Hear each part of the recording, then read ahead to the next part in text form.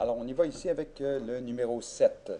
Donc, on se demande quel gaz diatomique aura une vitesse de diffusion 73% plus grande que celle du krypton. Donc, le krypton, le Ker. Bon, on peut écrire ça de la façon suivante, dans le fond. Euh, si les deux gaz avaient donc la même vitesse de diffusion, on pourrait dire que la vitesse de diffusion de notre inconnu serait exactement la même que celle du krypton.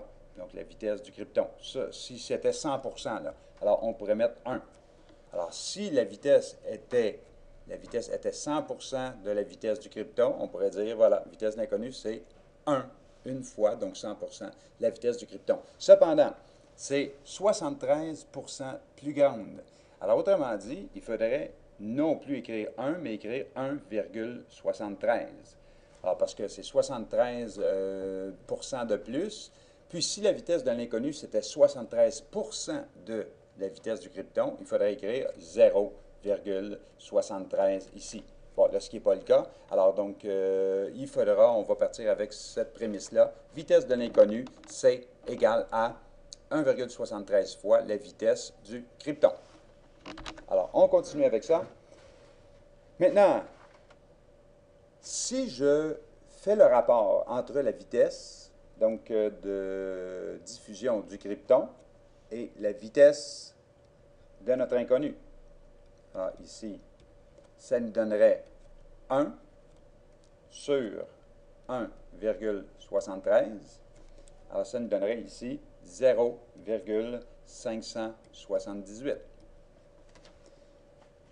Maintenant, 0,578, ça c'est donc le rapport des vitesses du krypton et de l'inconnu. Alors ceci, ça sera égal, si on pourrait remplacer ça, là, le 0,578, c'est une première partie de la formule, ça serait égal à la racine carrée, donc de la masse molaire de l'inconnu, sur la masse molaire de notre krypton, qui est 83,8.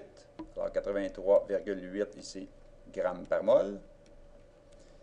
Et ici, bon, on peut mettre 0,578, on va mettre ça au carré. Ça va être égal à ce moment-là à la masse molaire de l'inconnu sur, ici, 83,8 grammes par mol. Et si on calcule la masse molaire de mon inconnu, on va trouver ici 28 grammes par mol. Et notre réponse, ça serait donc l'azote, le diazote, alors N2. On parle ici d'un gaz diatomique. Alors un gaz diatomique, donc deux atomes, le N2 a cette masse molaire-là, le 28 grammes par mol.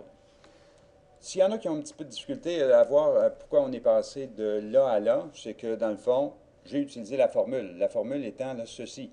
La vitesse de diffusion du krypton sur la vitesse de diffusion de l'inconnu sera égale à la racine carrée de la masse molaire de l'inconnu sur la masse molaire du, dans le fond, du krypton. Alors, c'est ce qu'on avait ici. Ça, c'est la partie qui est là. Et ça, c'est la partie qui est là. Alors, ça étant égal à 0,578, ben, c'est ce qu'on a ici.